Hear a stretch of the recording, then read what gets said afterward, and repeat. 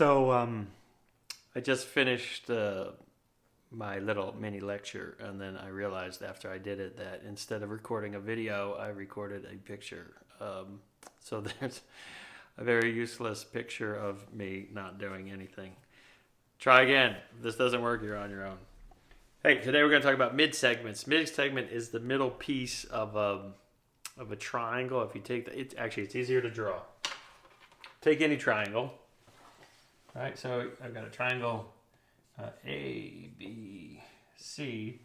The mid segment is a segment formed by connecting the midpoints of two sides. So the midpoint of this side, A to B, would be here, and I can mark those as congruent. And then from B to C, let's say it's right here. And if I connect those right there, I get, let's say, X and Y. So a couple cool things about the midpoint, and maybe my drawing's a little off. XY is actually parallel to AC. And it doesn't matter the triangle, every triangle. So that's kind of cool. So XY is parallel to AC. Another really cool thing about it, if you ask me, is this length of AC is exactly double the length of XY. And if you think about it, I mean, the width up here is 0. The width up here is this much. So if it goes halfway down, it kind of makes sense that it's halfway. So if this width is 10, this width has to be 5. So you could say XY, the length of XY, remember, right? If we write the length of XY, we don't put the bar over it, is equal to 1/2 of the length of AC. So AC is 10, half of that is 5, and it does that. One other really cool, and actually this works, let's say I take this midpoint here, and I go Y down to here, and let's call that Z. YZ is parallel to AB. It's half of the length of AB, so this one and this one. If I connect these 2 points, I get this is parallel to that. And believe it or not, this is half the length of that. So it works on all 3 of them. And then the coolest thing is you end up getting 1, 2, 3, 4 absolutely congruent triangles. Those 4 are all identical, just a little shifted around in the middle. It's actually it's kind of fun to do on GeoBra if you want to play with it. That's for every single triangle. So if I do a triangle like this, the same thing holds true. Midpoint, midpoint, midpoint.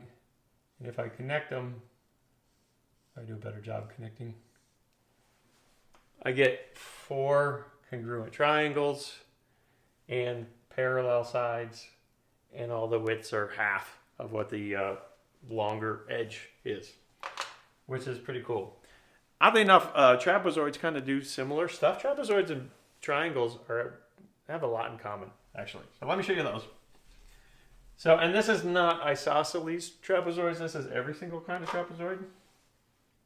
A trapezoid A, B, C, D. These sides are parallel, right? So AB is called a base, and CD is called a base just because they're both parallel to each other, not because one's actually a base, like I would call that the top, but you know, I guess if you spin it, it kind of doesn't really matter. And if you think about this in a way, it wouldn't take much to extend this and turn it into a triangle. But we're not going to worry about that quite yet. So the midpoints of a trapezoid are different. On a triangle, there's 3, 1 on each side. On a trapezoid, we only look at the midpoints across from the bases, the 2 sides that are parallel to each other.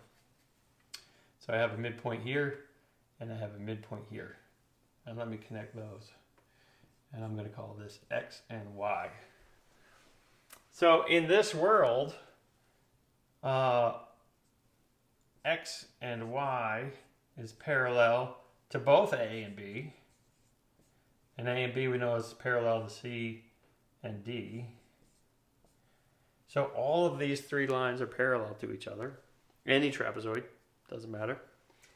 And then the interesting thing here about the size of this is it's exactly the average of these two. So if you take the length of AB and add the length of CD and cut it in half, you get this. So for example, if this were 6 and this were 10, right, I add those together, I get 16, and divide by 2 equals 8. So this would be 8, the average of 6 and 10. So another way to write that is the length of XY, again, no bar, is equal to the length of AB plus the length of CD, all of it divided by 2. Again, every single trapezoid out there. It doesn't have the same thing up and down. So the midpoints here and here don't give you those things because, I mean, these aren't parallel either. So there's not much to look at there. So there you go. Quick, fast math. Hopefully this time I did it as a video. Yes.